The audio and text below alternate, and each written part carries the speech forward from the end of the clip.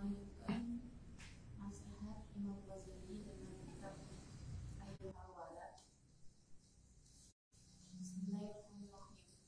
Qala al-musannifu ayyuhal walad, wahai anakku, ba'du masailaka min hadzal qabil. Sesungguhnya beberapa permasalahan kamu itu ada di beberapa perkara yang kemarin. Perkara-perkara yang nggak bisa dirasakan, yang nggak bisa dijawab kecuali merasakannya sendiri. Wa amma al-ba'du allati yastaqimu lahu jawab. Dan sisa perkara yang lain itu memiliki jawaban. Faqad dzakarnahu, dan jawaban itu sudah disebutkan di dalam kitab Ihya Ulumuddin bahwa pada kuruna, dan disebutkan di sini mubadan itu beberapa sekelumit saja. Penusyiru ilaihi wa awal su'alika, dan pertanyaan kamu yang pertama, qad sa'altani 'anis sabiq ma wajaba 'alaihi. Pertanyaan kamu yang tentang salih, orang yang berjalan ke Allah, ma wajaba 'alaihi, apa yang diwajibkan bagi seorang yang salih, apa yang diwajibkan bagi seorang yang ingin berjalan di jalannya Allah. Manaqulu qad wajaba 'ala salih, diwajibkan bagi salik atau orang yang berjalan ke Allah, arba'ah umur, 4 perkara. Awalul amri, perkara yang pertama untuk orang ingin fokus menjadi seorang yang salik, menjadi seorang yang berjalan di jalannya Allah.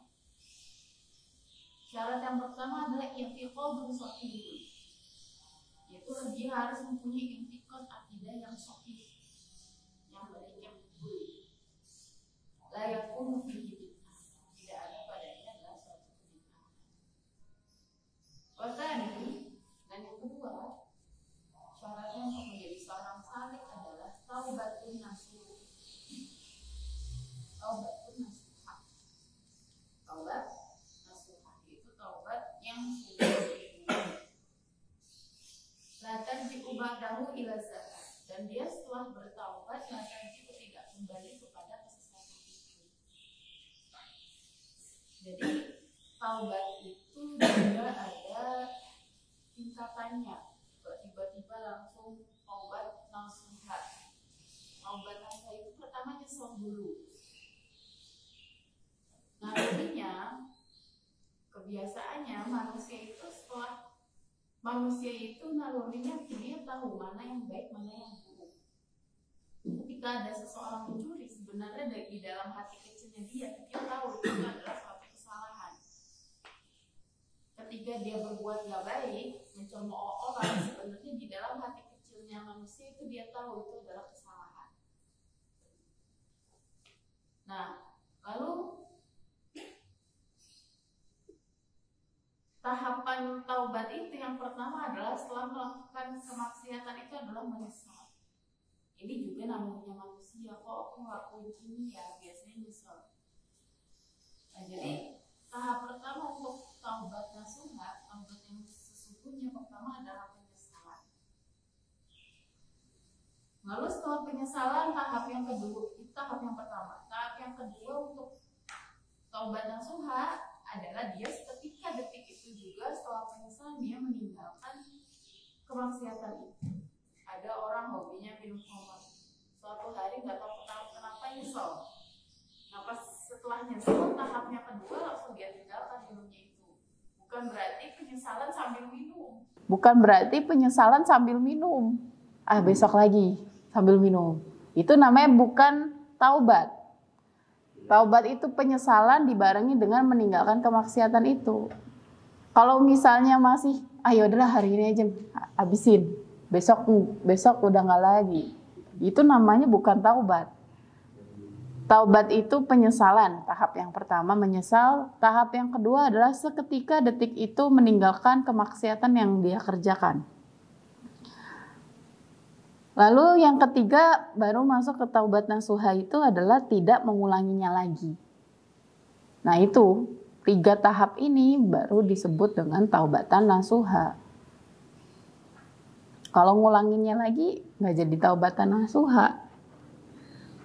Nah proses gak ngulanginnya lagi kan seumur hidup. Nah gitu. Jadi yang bahaya itu karena naluri manusia sesungguhnya tahu mana yang baik, mana yang buruk. Yang bahaya itu ketika manusia melakukan maksiat tapi tidak merasa itu adalah suatu kemaksiatan. Itu udah bahaya. Habis ngerjain maksiat tapi biasa-biasa saja. Jadi dia menormalisasikan perbuatan kemaksiatannya dia. Nah ini yang bahaya. Mungkin awal-awal dia minum khamr sekali, aduh ini gue salah nih. Tapi dia nggak langsung taubat. Besoknya lagi, besoknya lagi, besoknya lagi. Akhirnya di kepala dia, bagi dia minum khamr itu bukan suatu kesalahan besar.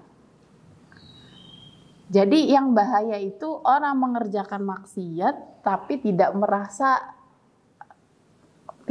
salah. Karena dia sudah menormalisasikannya itu karena sudah berulang secara berkala. Atau misalnya ada orang mencuri atau nipu orang di online gitu ya. Awal-awal dia ngerjain itu pasti ada ngerasa salah tuh. Kok gue ngerjain ini ya? Salah nih. Kok gue nipu orang ya? Ada perasaan-perasaan gitu. Tapi nanti sehari, 2 hari, sebulan, 2 bulan dia nipu orang terus. Nanti lama-lama kebiasaan dan dia merasa perbuatan maksiat itu bagi dia sesuatu hal yang biasa. Jadi makanya melakukan hal yang gak baik itu jangan sampai jadi suatu kebiasaan. Karena kalau jadi suatu kebiasaan akhirnya bagi dia adalah sesuatu yang bukan lagi maksiat. Gitu.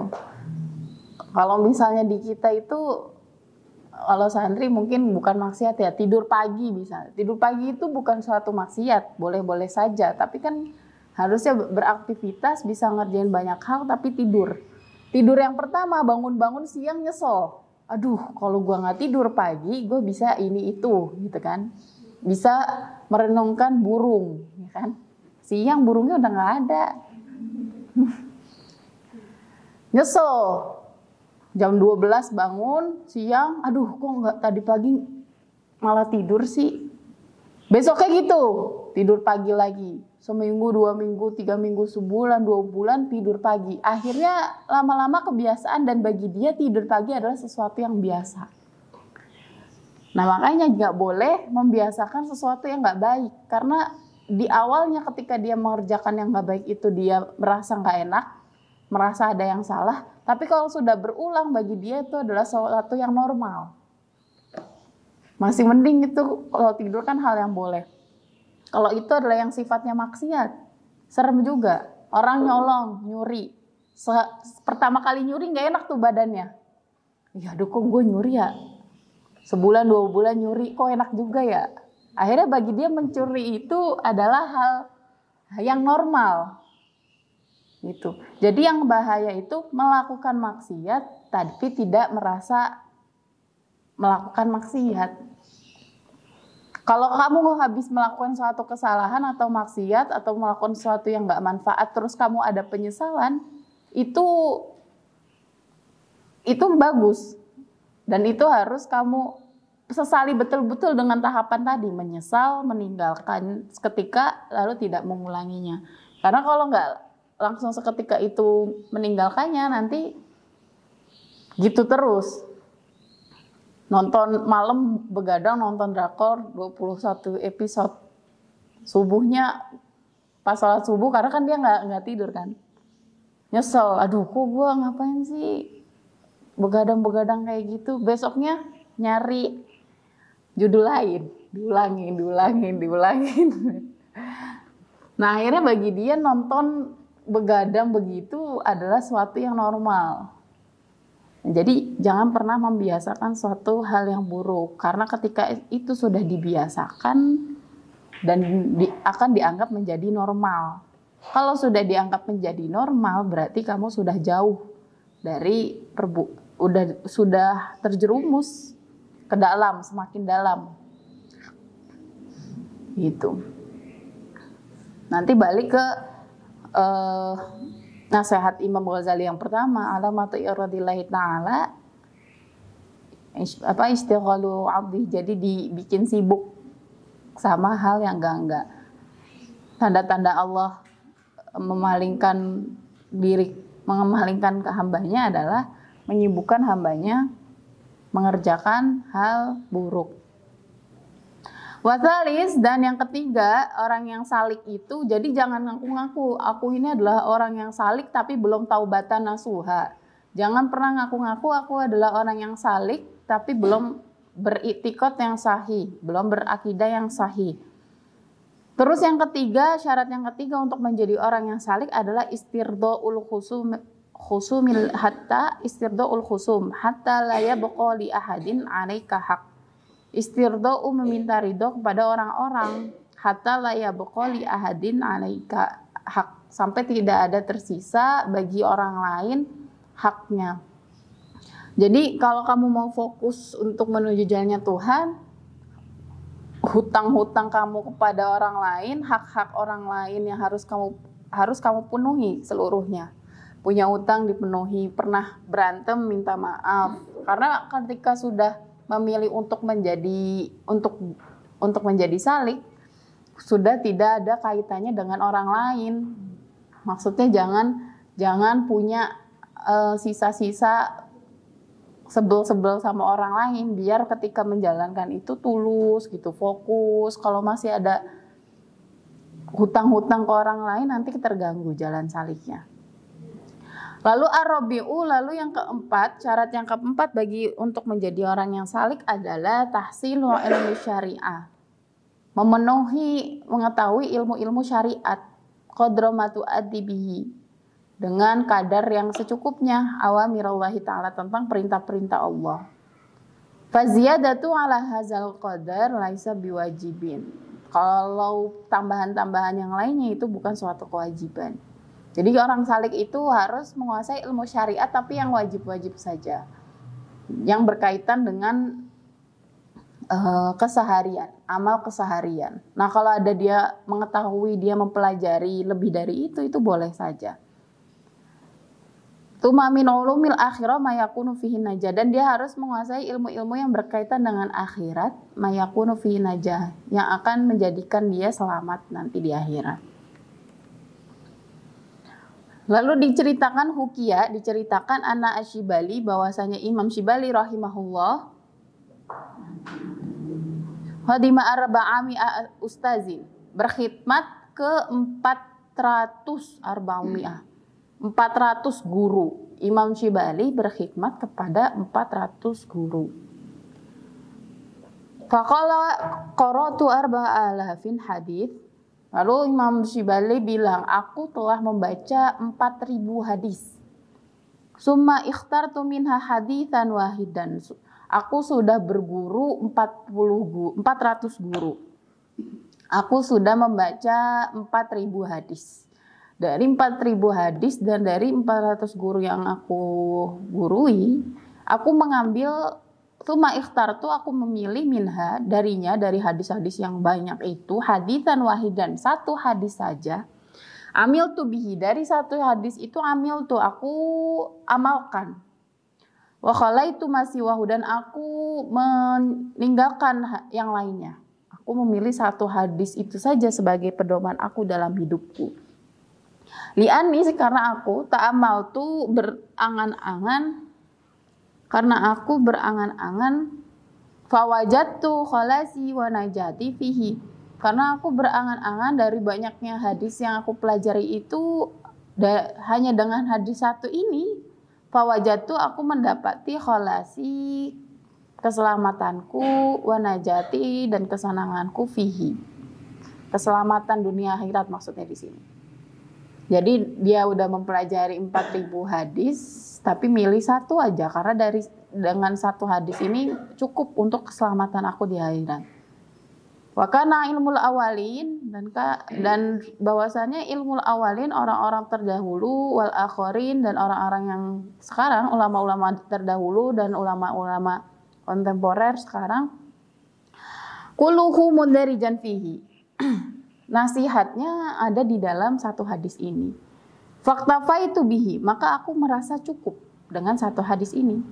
Wa dzalika anna Rasulullah sallallahu alaihi wasallam, Allahumma shalli alaihi, bahwasanya Rasulullah SAW berkata li ba'di ashabihi kepada para sahabatnya, beberapa sahabatnya, i'mal li dunyaka bi qadri maqamika fiha. I'mal, kerjakanlah li dunyaka, dunia kamu bi qadri dengan kadar maqamika, dengan kadar maqamika kamu berada di sana. Jadi kerjakanlah dunia kamu, pekerjaan duniawi kamu dengan kadar kamu berada di sana. Di dunia kan sebentar. Makanya ngerjain apa-apa beramal di dunia sekedarnya saja. Imali dunyaka biqadri maqamika fiha. Beramalah di dunia sesuai kadar kamu di dunia. Emang di dunia apa selamanya apa? Kalau kita kesusu banget gitu untuk mencari kehidupan apa kesenangan di dunia. Wa'mali akhiratika biqadri baqaika fiha. Dan beramalah untuk akhirat kamu dengan kadar kamunya nanti adalah baqo, tetap di sana selamanya. Jadi kamu berbuat, beramal itu harus sesuai kadarnya. Beramalah di dunia sesuai kadar kamu hidup di dunia. Karena di dunia sebentar ya, jadi ya untuk mengais yang bersifatnya dunia nggak usah banyak-banyak. Beramalah kamu untuk akhirat kamu sesuai kadar kamu akan kekal di dalam akhirat. Di akhirat kekal berarti amal akhiratnya harus lebih banyak. Wa'malillahi biqadri hajatika ilaihi. Wa'mal, maka berbuatlah semua karena Allah. Dengan kadar butuhnya kamu kepadanya. Kamu butuh kan pada Allah. Kamu butuh karena Allah. Setiap hari 24 jam. Gak ada kita gak butuh sama Allah. Maka semua apa amal kita itu kita kerjakan karena Allah. Dengan kadar ya karena kita membutuhkannya. Wa'mal linari biqadri sobrika alaiha. Wa'mal, maka beramalah untuk neraka kamu dengan kadar sabarnya kamu di dalamnya. Maksudnya apa? Maksudnya kamu mau beramal maksiat, kamu mau bermaksiat, dengan itu terserah. Kemarin kan di nasihat yang sebelumnya, i'mal masyita fa innaka maitun.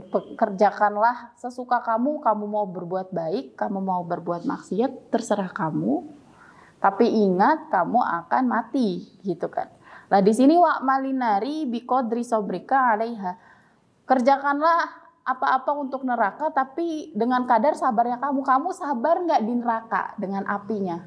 Kalau kamu nggak sabar ya jangan ngerjain maksiat ya, gitu maksudnya.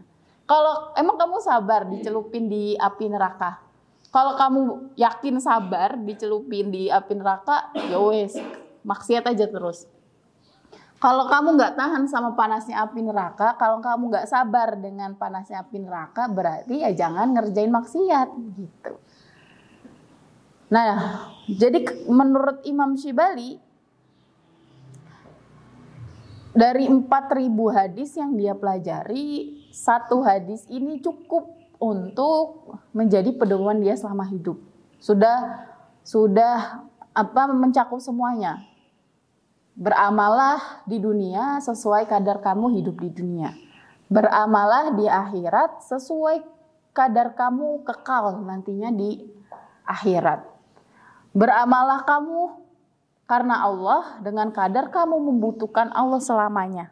Dan beramallah untuk neraka kamu dengan kadar sabarnya kamu. Kalau kamu gak sabar di neraka, maka jangan berbuat yang akan menyebabkan kamu masuk neraka, yaitu maksiat. Gitu. Iza alimta bihazal hadis, jika kamu mengamalkan hadis ini, la hajatalaka ila ilmi kathir, tidak membutuhkan lagi yang lain.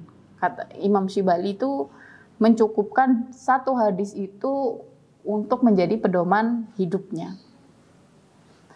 Wa ta'amal fi hikayatin ukhra, dan kita bisa pelajari juga dari cerita yang lain. Tadi adalah cerita tentang Imam Syibali. Ada cerita lain, wahia anna Hatim al-Asam, bahwasanya Hatim al-Asam kana min ashabi Syaqiqil Bakhli. Beliau adalah Hatim al-Asam adalah muridnya Imam Syaqiq al-Balkhi rahmatullahi taala alaihima. Fasa'alahu yauman wa qala, lalu Imam Balkhi ini suatu hari bertanya kepada muridnya. Muridnya itu Hatim al-Asam. Sahabatani munzu 30 sanah.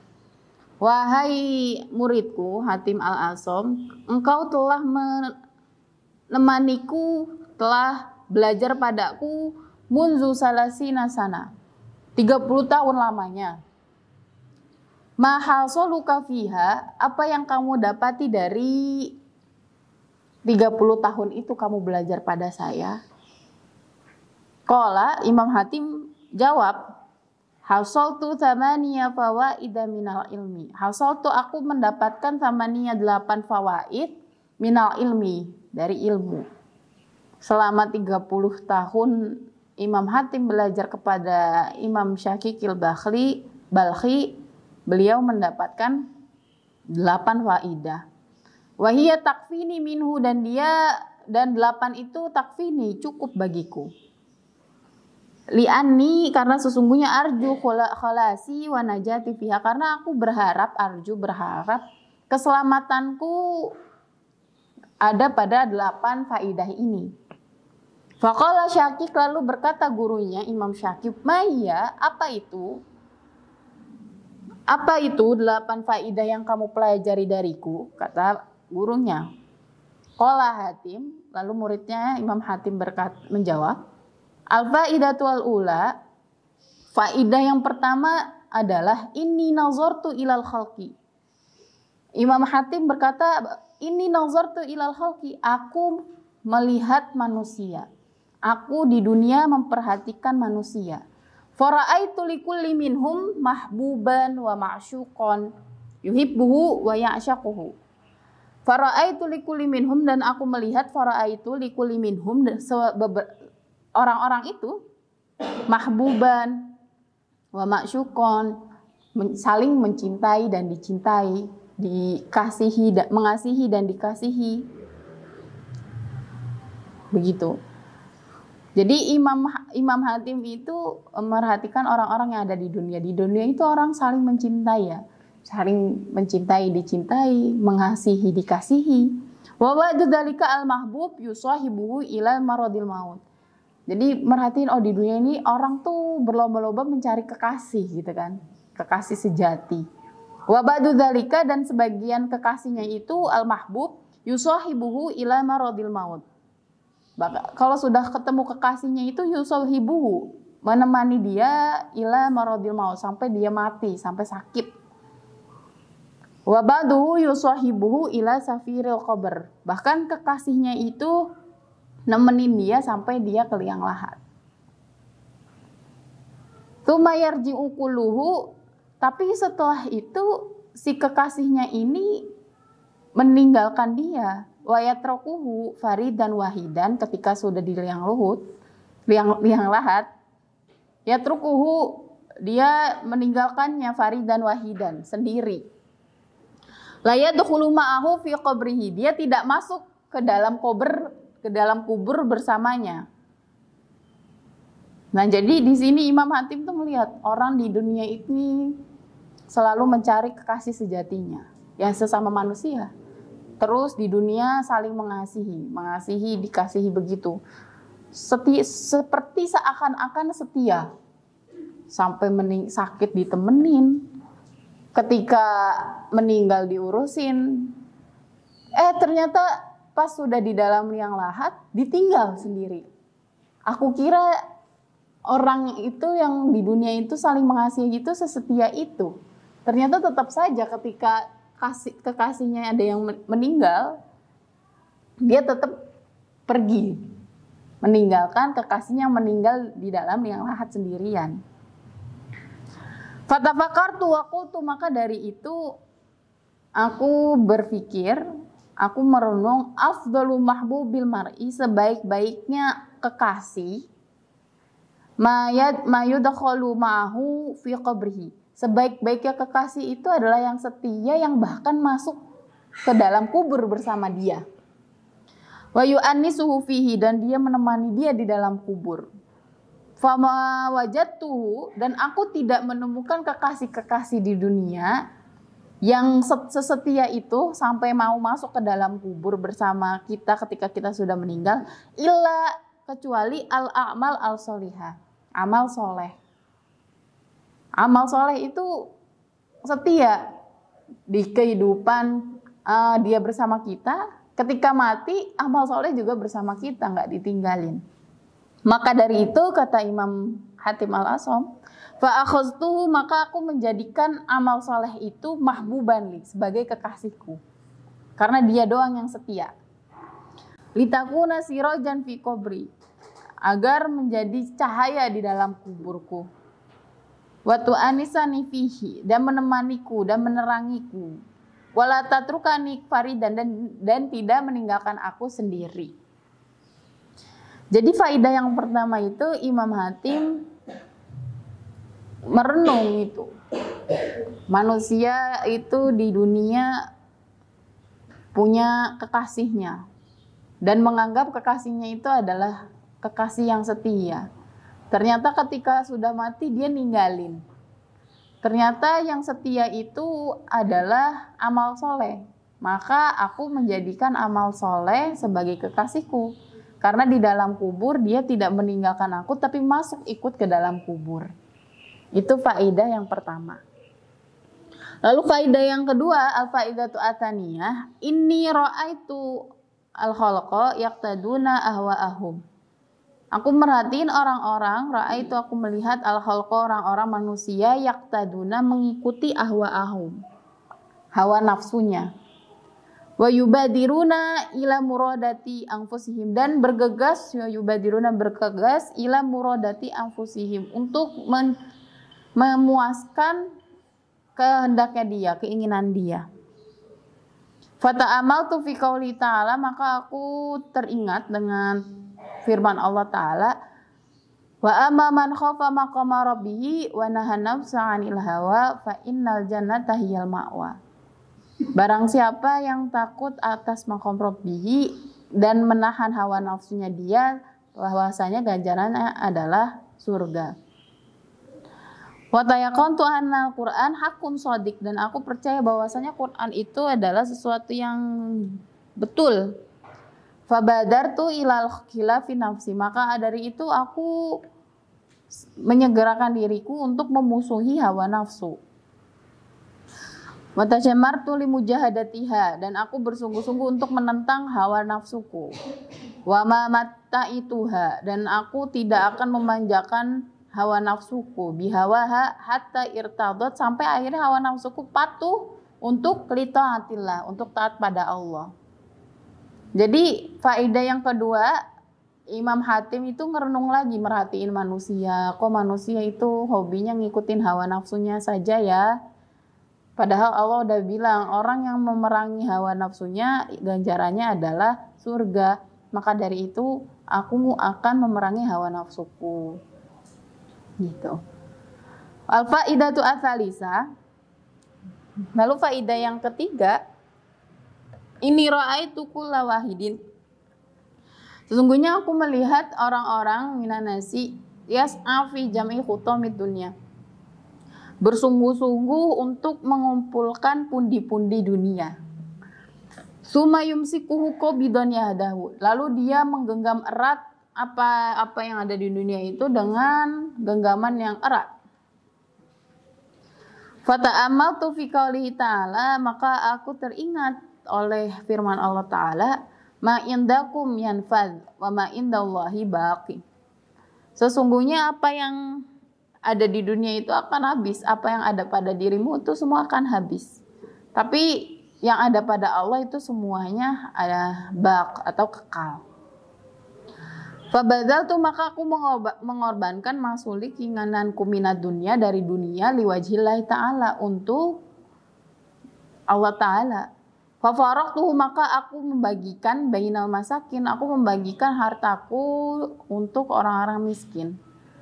Liyakuna dukhron li indallahi ta'ala, untuk menjadi ladang pahala nanti di hadapan Allah Ta'ala. Jadi banyak orang. Yang ketiga itu Imam Hatim merhatiin orang-orang kok lomba-lomba ngumpulin pundi-pundi dunia.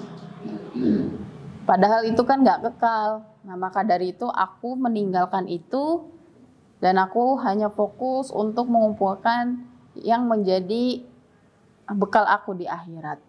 Al-faidatu ar-rabi'ah, lalu faidah yang keempat, inni ra'aitu ba'dal khalqi yadunnu anna syarafahu wa izzahu fi kasratil aqwami wal asyair. Sesungguhnya aku melihat manusia itu yadunnu anna syarafahu, mengira yadunnu anna syarafahu bahwasannya keagungan, wa izzahu dan kemuliaan itu di dalam kasratil aqwam, di dalam banyaknya pengikut, wal asyair wa tazabihim. Jadi manusia, aku perhatiin orang-orang mengira orang yang mulia itu yang paling banyak pengikutnya, yang paling banyak followersnya, yang paling banyak muridnya. Fatazabihim, mereka itu telah tertipu. Wa za'ama akharun annahu fi sarwatil amwal wa kasratil aulad. Dan beberapa orang mengira bahwasannya kemuliaan itu ada pada banyaknya harta. Fakhtakharu biha, lalu dia bersombong akan hartanya itu. Ada yang mengira kemuliaan itu ada pada kebanyakan harta. Wa hasiba ba'dhum analiza wa syaraf fi ghasobi amwalin nas. Ada juga yang mengira analiza bahwasannya kemuliaan asyaraf fi ghasobi al amwal ada pada mencuri harta orang lain. Wa zalbihim, dan berbuat zalim pada mereka. Wasafaki damaihim, dan menumpah darah mereka. Wa'taqadat ta'ifatun annahum fi itlafil mal. Ada juga yang mengira bahwasannya asyaraf, kemuliaan itu didapati dari itlaful mal. Itlaful mal, menghambur-hamburkan harta, merusak harta, wa israfihi, menghambur-hamburkan, wa tabzirihi. Ini sudah terjadi. Kalau di TikTok itu kan orang suka kayak gitu, buang-buang apa tuh, bikin konten tapi buang-buang makanan itu loh. Nah itu, bagi mereka buang-buang makanan itu adalah israf, keren. Tapi sebenarnya enggak. Ya. Karena apa? Lalu Imam Hatim di sini fatamaltu fi qouli ta'ala, Imam Hatim merenung akan firman Allah Ta'ala, inna akramakum indallahi atqakum. Sesungguhnya orang yang mulia di sisi Allah adalah orang yang bertakwa, bukan orang yang banyak uangnya, bukan orang yang banyak anaknya, bukan orang yang banyak followersnya, bukan orang yang banyak bukan orang yang banyak yang bisa berbuat zalim pada orang lain gitu. Kalau sekarang kan biasanya kalau orang ngepost foto di bawahnya ada orang iklan beli followers. Karena orang mengira followers itu menjadi tolak ukur. Kalau untuk jualan mungkin bisa jadi iya, kita jadi lebih bisa menilai. Tapi sebenarnya tidak selamanya penilaian itu dilihat dari seberapa banyak followersnya itu. Wal faidatu al khamis, al faidatu al arabi ya sekarang. Sorry. Sekarang berapa? Kelima. Belum selesai, yang keempat belum selesai. Fakhtartu at-taqwa, maka karena tadi firman Allah bilang sesungguhnya orang yang mulia itu adalah orang yang bertakwa, maka aku memilih takwa aja deh, kata Imam Hatim. Wa taqattu anal Qur'ana haqqun sadina, aku yakin bahwasanya Quran itu jujur dan betul dan benar. Uzannahum wa hisabanahum kullaha batil, dan anggapan-anggapan orang tentang kemuliaan itu keliru, batil. Wal faidatu al khamisah, dan faidah yang kelima, ini ra'aituna, sesungguhnya aku melihat manusia yazumu memaki ba'duhum ba'dun, saling memaki antara orang, antar manusia, wa yaktab, dan mengumpat ba'duhum ba'dun, antar manusia saling mengumpat. Fawajadtu dzalika minal hasad fil mali, karena mereka hasad kepada hartanya, dan waljah, dan kedudukannya, wal ilmi, dan ilmunya. Fata amal tu fi qauli ta'ala, maka aku teringat oleh firman Allah Ta'ala, nahnu qasamna bainahum ma'isyatahum fil hayatid dunya, sesungguhnya Allah, kami telah membagikan rezeki kamu di dunia itu secara adil. Jadi Imam Hatim merhatiin manusia, kok orang manusia tuh hobinya memaki. Nah, kenapa orang saling memaki dan mengumpat ya, karena adanya hasad, dengki. Si orang ini banyak hartanya, si orang ini tinggi jabatannya, si orang ini banyak ilmunya, terus dia hasud. Nah, padahal rezeki itu semuanya sudah dijamin oleh Allah. Semuanya, bahkan semut sekalipun sudah Allah jamin makanannya. Fa'amil tu anal kismata kanat minallahi ta'ala fil azal, sesungguhnya rezeki itu sudah Allah bagikan, sudah Allah jamin. Famahasatu ahadan, maka dari itu aku nggak akan dengki sama orang lain, katanya Imam Hatim. Waraditu bikismatillahi ta'ala, dan aku ridho dengan bagian Allah yang Allah beri padaku. Lalu al-faidatu asadisa, faidah yang keenam, ini ra'aitu, aku merhatiin orang, aku melihat orang yu'adi, bermusuhan, ba'duhum ba'dun, saling bermusuhan antar satu dan lainnya, li gharadin wa sababin, karena sesuatu dan sebab. Fata'amaltu fi qaulihi ta'ala, dan aku teringat firman Allah Ta'ala, yaitu inna syaitana lakum aduwwun fattakhizu aduwwan, sesungguhnya setan itu adalah musuh kamu. Nah, sebetul-betulnya musuh, maka jadikanlah setan menjadi musuh kamu. Fa'alimtu annahu la yajuz adawatu ahadin ghairu syaitan, maka dari itu nggak boleh jadiin manusia itu, jangan jadiin manusia itu sebagai adu, sebagai musuh kecuali setan. Jadi nggak ada yang lebih berhak menjadi musuh manusia selain setan. Tapi kalau manusia hobinya musuhin manusia, padahal di Al-Quran udah dibilang bahwasanya yang jadi musuh manusia itu adalah setan, bukan manusia lainnya. Fatakhastu aduwan, maka dari itu aku menjadikan setan itu adu, yaitu sebagai musuh. Wataraktu ghairahu, dan aku meninggalkan yang lain. Yang lain nggak aku jadi musuh, yang aku jadi musuh setan saja.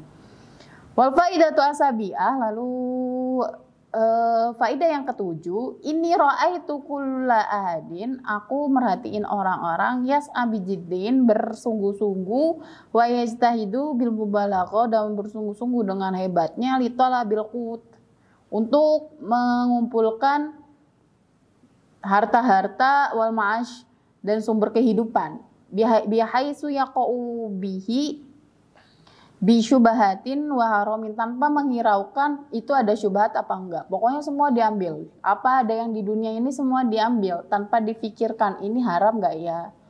Ini ada syubhatnya enggak ya? Wa yuzilu nafsahu, dan dia seperti merendahkan dirinya sendiri, wa yunkisu qadrahu, dan merendahkan kadarnya dia, karena dia apa aja diambil. Yang syubhat diambil, yang haram diambil.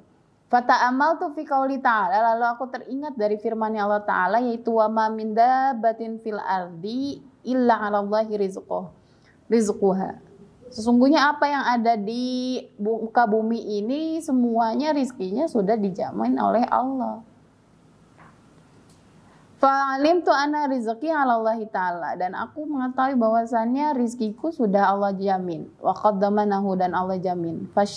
Taghaltu, maka dari itu aku akan bersibuk ibadah dengan ibadah saja. Wa qata'tu tomai, dan aku akan memotong harapan atau memangkas tomai, harapan-harapan aku selainnya. Karena aku yakin rezekiku telah dijamin. Wal faidatu atsamina, dan yang ke-8, faidah yang ke-8, ini ra'aitu, sesungguhnya aku melihat manusia kulla wahidin mu'tamidan ala syai'in makhluk, menggantungkan diri atas sesuatu yang ada di dunia ini. Ba'duhum ila dinar wa dirham, banyak orang di dunia ini bersandar atau menggantungkan dirinya kepada dinar dan dirham, kepada uang dan harta, pada uang. Selagi gue banyak uang, gue aman-aman aja. Jadi dia menggantungkan diri dia di dunia ini pada uang.